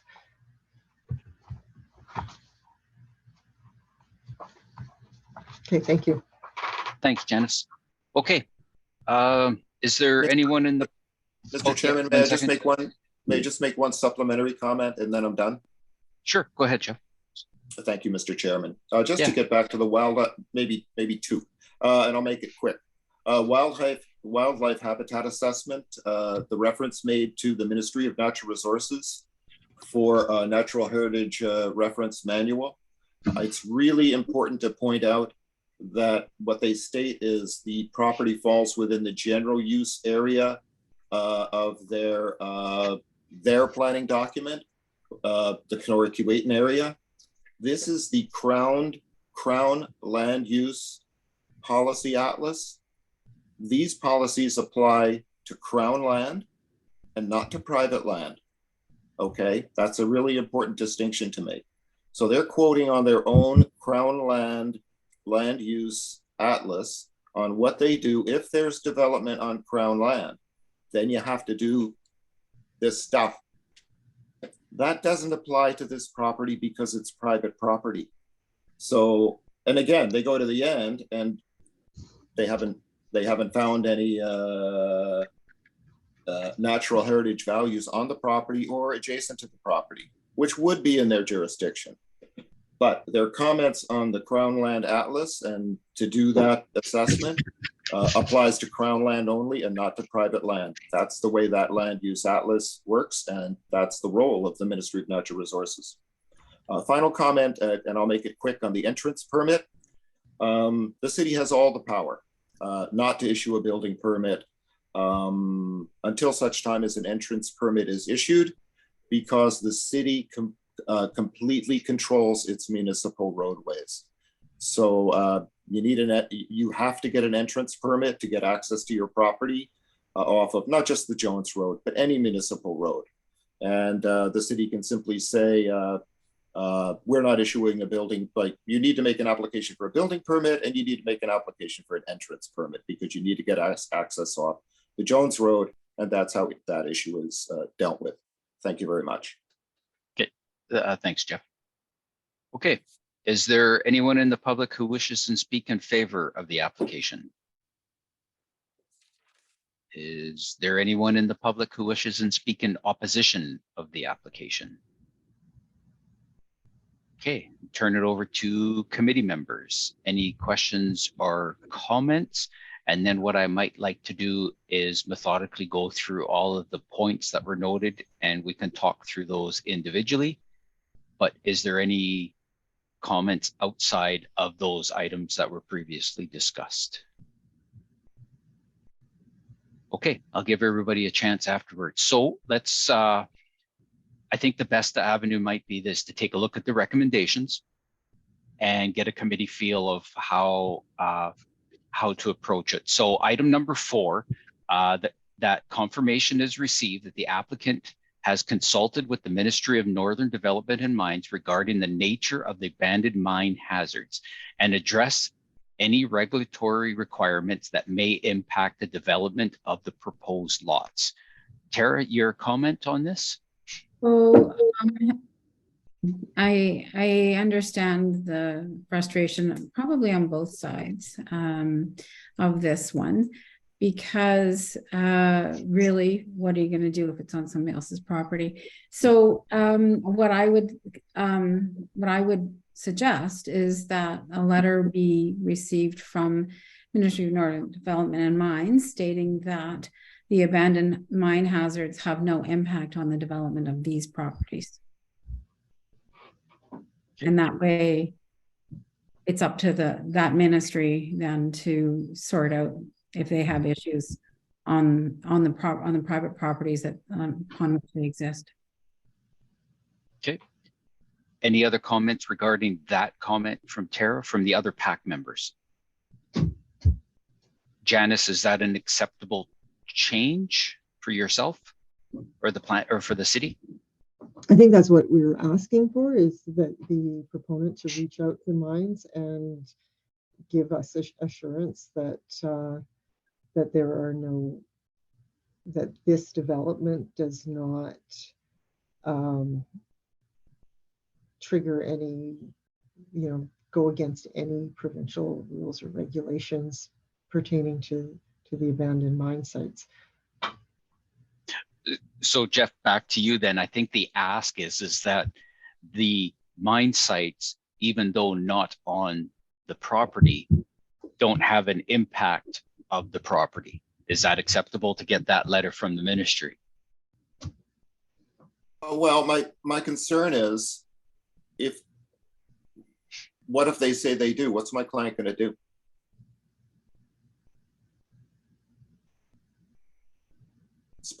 They don't own the property. They'd be trespassing.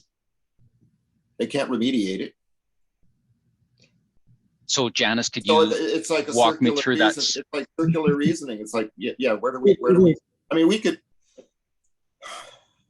I very much agree with Jeff. You cannot really, and there is wording in our official plan that talks about doing a study and remediation if it's with it. And Yeah. I mean, And my quick comment is, yeah, it's a difficult one, right? Because after the other one I talked about on the Strecker property where the same issue came up, we had in those days what I thought was a fulsome discussion with staff saying, and it was agreed by the staff of the day that that's not a very good OP policy the way it's written. It is not. And hopefully it will be addressed in the new official plan, but we're hung up in it now, right? So my concern for the applicant is my experience in working with some of the provincial ministries is they sometimes write letters that can't be addressed or implemented. They just, here's what you need to do or something like that. Well, no matter what they say, there's nothing we can do.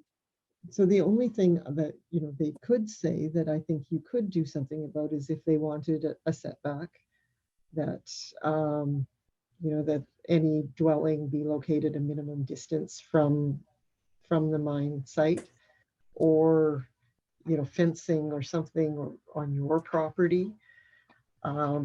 Janice, how about this? Janice, how about this? Leave it in.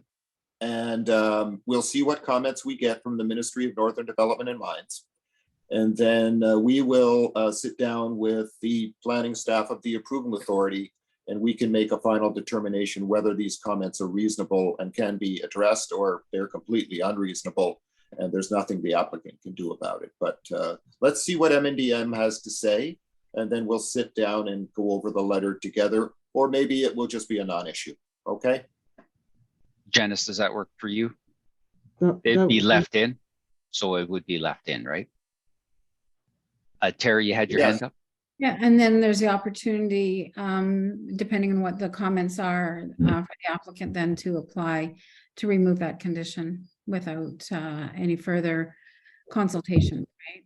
That's up to the committee to decide and staff to decide whether or not it needs to be circulated again. Okay. So let's see what they have to say. Okay, so 4 stays.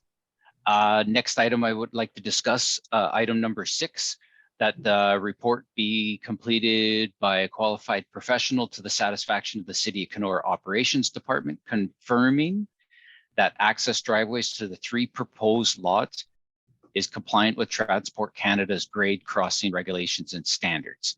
So the applicant would like to remove this. The staff indicated that they would like it to stay. Comments from committee members? My only, go ahead, Tara. Sorry, it was actually one that I also flagged because I noted as well that CP Rail didn't provide comment, and they typically would, I think, when there's something that's flagged for them. And going through, I mean, they have quite a large of things that you have to go through when you're dividing land. And I noted as well that the roads department didn't have a comment, but so that was one of my questions too, was why this was being done. So I guess, Janice, that you have indicated that. Yeah, and just before we get to you, Janice, I had noticed that too as well, Tara, but I had concerns that the roads committee didn't make a comment because it was in the condition already. Whereas if it wasn't in there, they may not.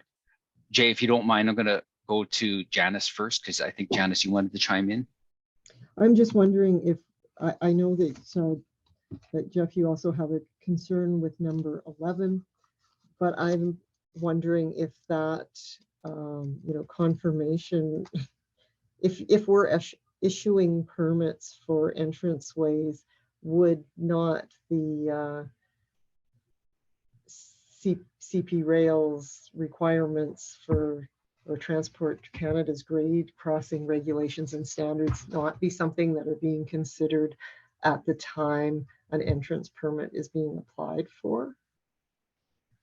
If we So could Jeff, I'll let you combine- respond because I agree with that. I kind of think that 11 takes care of 6. But Jeff? Well, the application was circulated to CP Rail. I think Tara said clearly that, and I agree, if you've dealt with CP Rail in the past, they're very protective of their infrastructure, particularly the main line. It's incumbent upon them, as they have done in the past, to comment on land division applications like this. And if they make comments on land division applications like that, then the approving authority takes them very seriously. They made no comments. So that tells me that they don't have a concern with these 3 lots, and that in the future, when the time comes, the lot that abuts the CPR main line, the frontage on the Jones Road is 133 meters. That's 436 feet, I believe. You can have an entrance well away from that crossing. I would think that that's what they saw when they reviewed the site plan sketch, and that's why they had no comments. To me, that's the beginning and the end of it right there. Approving authorities rely on the agencies they circulate to flag concerns if they have any. And in this particular case, they said they have no concerns. So it seems like we're inventing issues where they don't exist, would be my opinion. And again, I want to repeat that the engineering, engineers like a perfect world, right? They like to see everything engineered in their own way. But in this particular case, they have no authority. There's no authority in the official plan. They are not acting on comments from CPR in the main line to protect their infrastructure. They're just saying this is something that they think should be done with no authority to back it up. So, I mean, treat that comment for what it's worth. Okay, thanks, Jeff. Jay, you had your hand up. Is it still, you have a question? No, I was going to make the exact same point that you made, Mr. Chair, that 11 would to me satisfy the access question, and 6 is not required. So Janice, could you agree with that, that 11, the condition 11 would take care of condition 6? Yes. Okay, so then I would propose that we remove condition number 6. Any objection to that? Okay, so we'll move on. Item number 7, that a wildlife habitat evaluation be completed by a qualified environmental professional in accordance with the requirements of section 5.1.1 and 8.9 of the official plan. Any comments from the committee members on that? I think the official plan is clear that it needs to stay. That's my thought and opinion. However, this is a group and a team. Is there anyone else that has, Jay? Yeah, that exact same clause is in the Seguin proposal that we just approved. I think it's triggered by probably being within the rural area, and I would leave it in. Okay. Any other comments from committee members? I could add a second. Sorry. Yeah, go ahead, Jay, and then I think Robert, you have your hand. I think, go ahead, Jay. I think Mr. Port makes a good point that as we review the official plan, any steps we can make to reduce red tape would be good. And unless the existing map triggers an evaluation. I really like that idea, but I don't think we're there yet. I think we're stuck with the old rules, and that's why I think it needs to stay in there. Sorry. Thanks. Robert, you had your hand up? Yeah, I don't know. If it is a rule that we do this, that's one thing. But I think, as Mr. Port said, looking at the environmental studies and the mapping that we have now, nothing comes out that says that any further studies have to be done.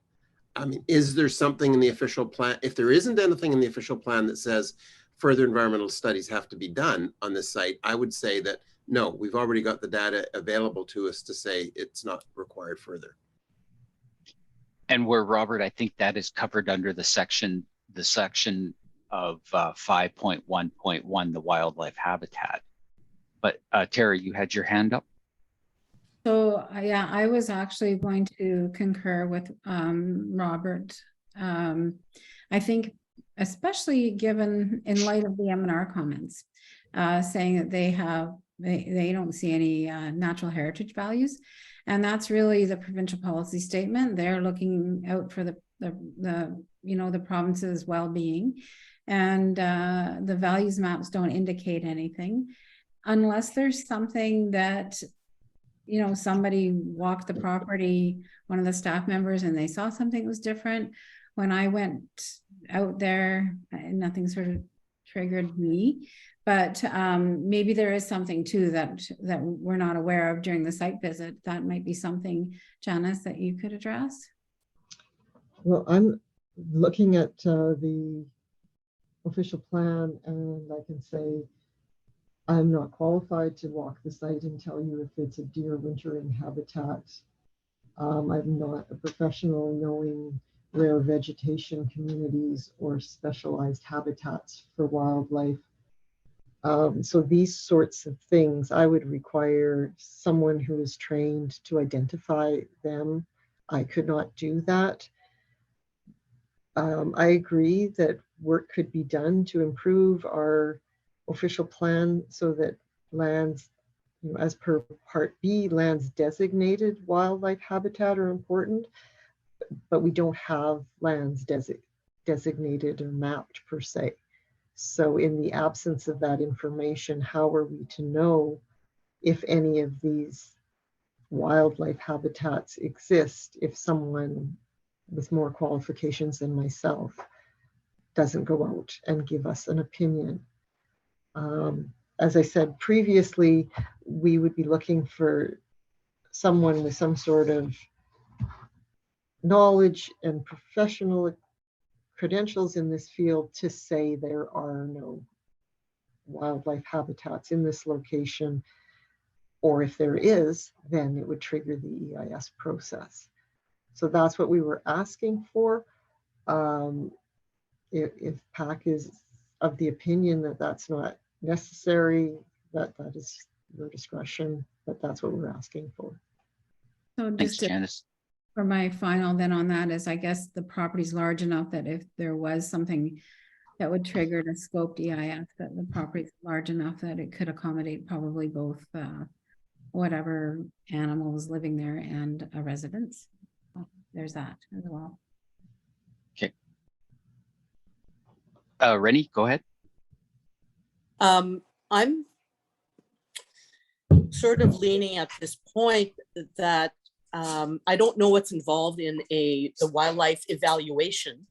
I mean, I'm suspecting it's, you know, a walkthrough through the area, you know, sort of a one-day kind of evaluation, and which would determine if any further study is needed. But I think there's value in doing that.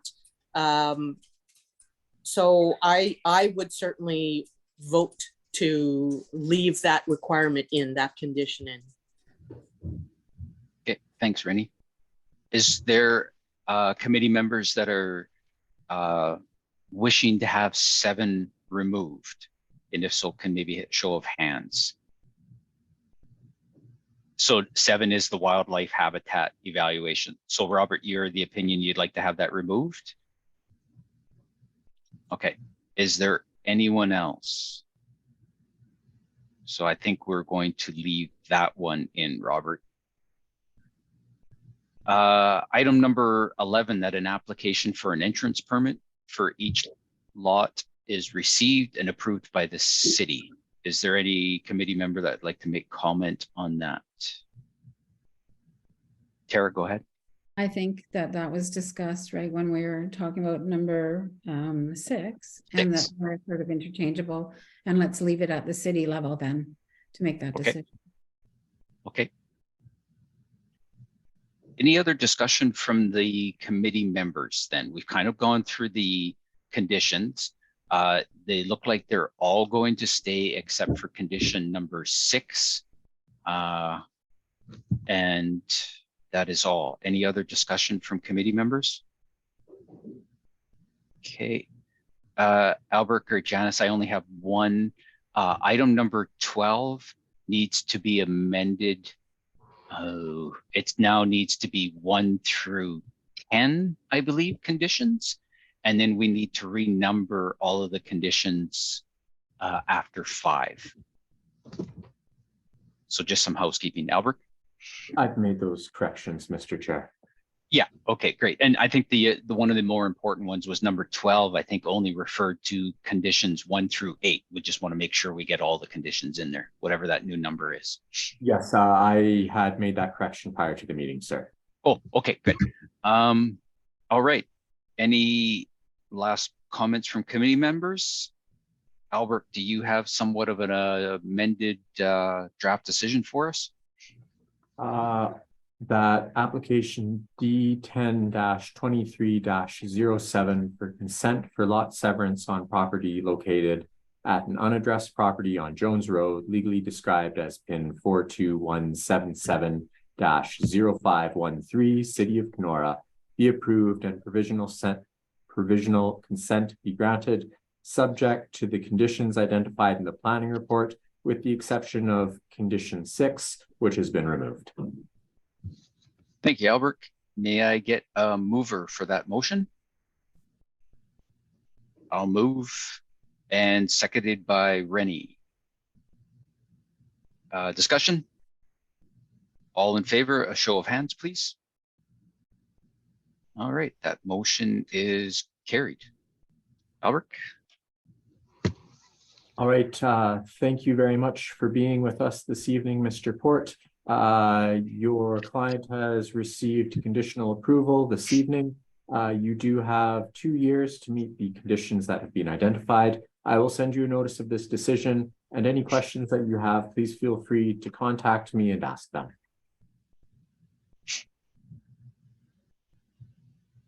Thank you. Good night, Jeff. Good night. Okay, next item on the agenda is recommendation to council for zoning bylaws and official plan amendments. There should be none. Old business, none. Moving on to new business, voting of a new planning advisory committee chair. Albert, do you have something prepared for this? I do. I am just pulling up a poll for committee members. I'm going to have to ask that only members of the Planning Advisory Committee provide votes in this this segment of the meeting, and I'm opening up the poll right now. We've received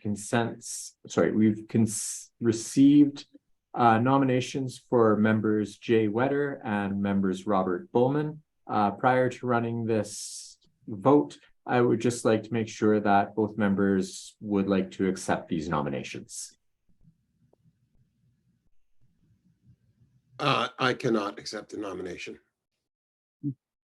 This is a nomination for vice chair.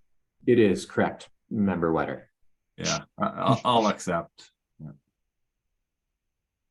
All right. If this is the case, then we, without requiring a vote, can accept Member Jay Wetter as the new vice chair of the Planning Advisory Committee. Good. Through acclamation, thank you. Congratulations, Jay.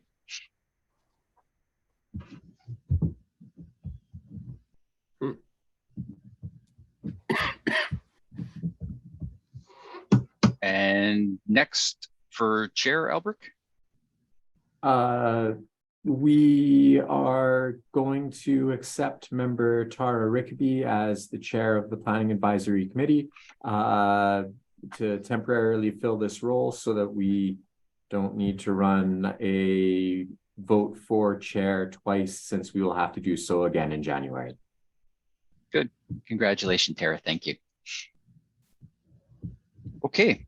Next item, Urban Systems Active Transportation Investigation. So the agenda has provided a link to the City of Kenora's information page on the Active Transportation Master Plan survey that is currently being performed by Urban Systems. This is to provide the members of the Planning Advisory Committee with information on this process should they be asked by any members of the community. Unfortunately, the city staff has nothing that they can provide at this point in time, as we are not the ones running this campaign. Tara, you had a question earlier, or did I miss something here? No, I just was going to say that I asked because I was downtown when I saw the booth for this, and I didn't know anything about it. And then I got an email, just, you know, because I'm on the email list talking about the survey. So I asked Albrecht if he wouldn't mind just putting it on. So I forced him to do it. Okay, great. Thank you. I think it's important, like if everybody could take a few minutes, it is actually quite an interesting exercise. All right. Any other? All right, guys. Well, for the last time. Gonna just say congratulations and Oh, thank you. Thank you. I you know, hope for all the best for you, Robert. And thanks. I appreciate it. For the first few months of this. Yes, I think you guys are going to do just fine. Albrecht? On behalf of the planning department and the planning advisory committees, both past and present, we would like to thank you, Robert Katowski, for your years of service and your excellent leadership of our board. Oh, thanks a lot, guys. I wish, you know, I did wish that I could have stayed on a little bit longer. You know, you just start to develop bonds with individuals. Albrecht, you know, Rennie and Tara, we spent that time in, you know, Niagara Falls, and I learned more about you guys in that, you know, that those couple of hours that we could have spent together in the car and flights and wondering if we're ever going to get anywhere. So those are the moments that I'll choose to remember of our time together, because those were some of the enjoyable moments of being on this committee. So it's been a long time. I've enjoyed it. This was first stretch exercise for me to do something a little bit different than rather than fixing equipment and doing things, but I've certainly enjoyed it. To the members, you know, you get what you get out of it, what you put into it, and it's a great way to serve your community and learn something in the meantime. So again, I thank you all. I know you do well. Maybe I'll check in on you every once in a while. I'll be the guest and the phone call in the back if I get sidetracked on a Wednesday or a Tuesday night. But yeah, so thank you very much. So motion to adjourn for the last time for me. Anyone? I want to go. Robert, thanks. Good night, everyone. Take care. We'll see you in Kenora. Right, Good Bye now. Good night. Have a good evening, everyone.